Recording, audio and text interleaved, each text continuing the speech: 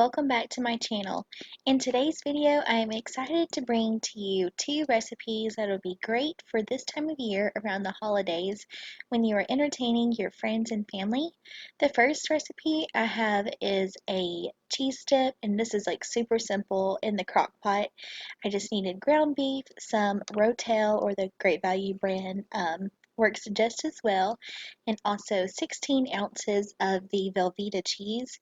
And I got the queso blanco kind, and I'm telling you, I'll never get any other kind of processed cheese, but this queso blanco kind because it was so good. And then also just a block of the cream cheese. First, I'm just going to get started by breaking up the Velveeta and the cream cheese just to make it a little bit easier to melt. And then honestly, guys, you just add everything to your crock pot and cook it on high for 2 hours or low for 4.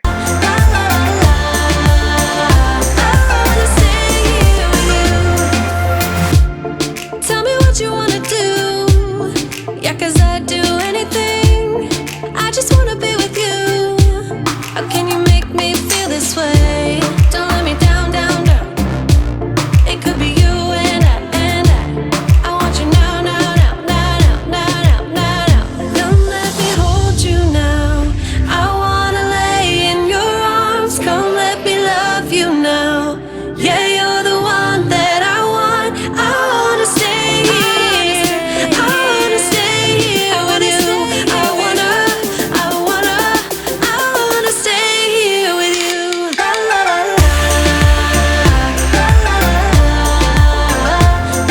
la.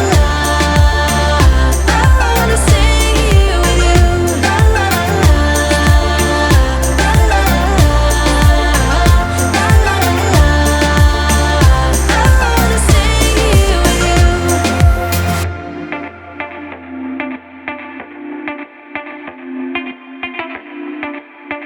wanna stay here with you.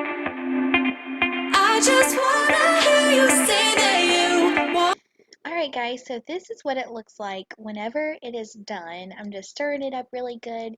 And I like to serve this with the Tostitos scoops. I'm pretty sure Walmart has their brand too, but these are just as good. Next, we're going to move on to dessert. So my second recipe is going to be a s'mores brownie type of dish. Pretty much what you do is you just follow the directions on the back of the box of the brownie mix. So just put in all the ingredients that you would for a typical brownie batter. So that's typically eggs, water, oil, and once you have all that mixed together, you're going to just be building the brownie recipe in a 9 by 13 dish, and we're just going to be layering it almost like you would a lasagna.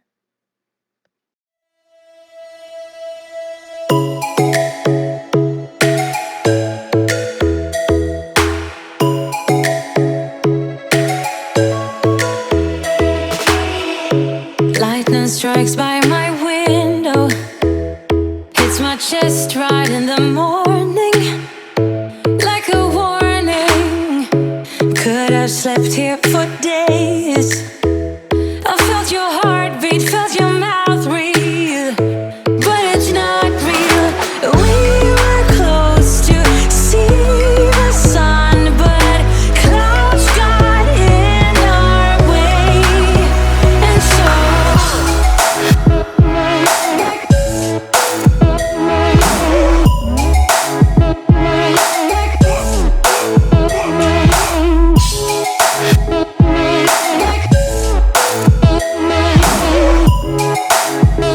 So while I get the brownie batter all mixed together, I just first want to apologize that I have such a horrible sounding voice right now. I've had bronchitis, I believe, for the past week, and I'm just praying that it does not turn into pneumonia because I've heard that that is not very fun.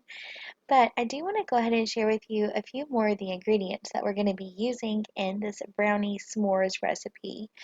So once all of that is mixed together, you want to just pour half of it in your sprayed 9 by 13 dish, and that's just so it doesn't stick. And you want to make sure that you spread it out really well so it's nice and flat for when you add the other ingredients on top. So we're just going to be needing some graham crackers, some Hershey chocolate bars, some marshmallows.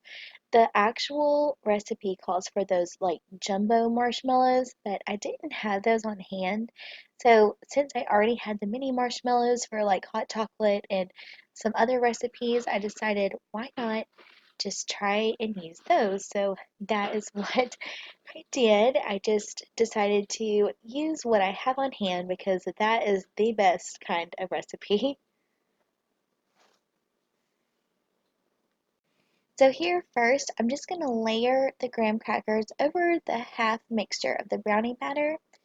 On top of the graham crackers, I'm going to place a little bit of the Hershey chocolate. They're just like little squares. I just broke the bars in half. And then next, I'm going to take the mini marshmallows and I'm just going to kind of spread those evenly over the chocolate. Lastly, I'll take the remaining half of the brownie batter and spread that just all over the top. You just kind of do it in like a zigzag sort of way. It doesn't have to be perfect. And then you want to cook this per the temperature and the length of time that is presented on the back of the brownie box that you pick up.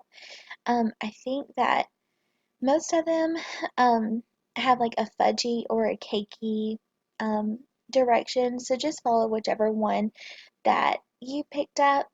And if you're not certain that your brownie batter is completely cooked, you just want to take a toothpick when you think it's done and stick it like right in the middle of the brownie mixture. And if you pull it out and the toothpick is clean, then your brownie batter is finished. So this is what it looks like before it goes in the oven, and this is what it looks like after. And this was a hit. I want to thank you guys so much for watching today's video, and I'll see you in my next one. Bye, guys.